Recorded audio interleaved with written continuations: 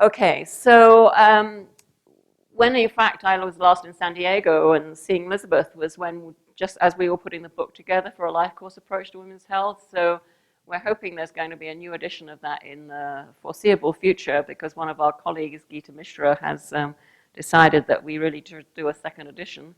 And just to sort of set the scene for a life course approach to women's health, we're studying the biological and social factors across life and across generations on aspects of health and risk factors which are more common in or more unique to women.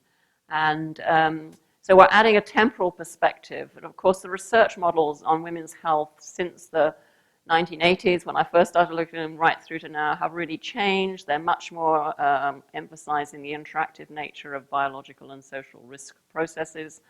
And there's growing evidence that factors earlier in life affect different aspects of women's health in later life, and a growing evidence too that indicators of reproductive function may act as sentinels for future health and disease risk.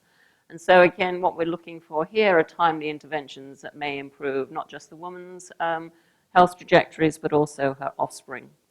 So when I turned up 30 years ago to work on the cohort, the 1946 cohort, there had been a little work by the demographers in the factors that predicted age of first birth or age of whether people were married or not. But apart from that, been very little work on women's health. And so we drew this diagram many years ago just to sort of show the kinds of questions that we could look at.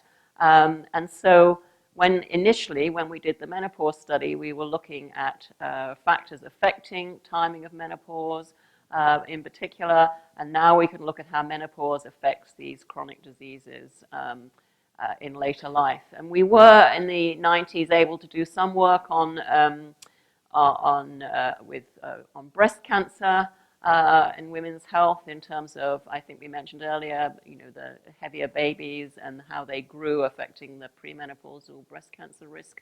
And we were able to do some factors linking early life to the timing of menarche and to gynae disorders in adult life. But when Rebecca came to join us, and thank goodness helped me do the menopause study, she was interested in men and women, and so not just looking at menarche in women, but also looking at pubertal stage in men. So I think what we're going to do first is just, Rebecca's going to talk a little bit about factors affecting puberty, how puberty affects later life health and how pregnancy affects later life health.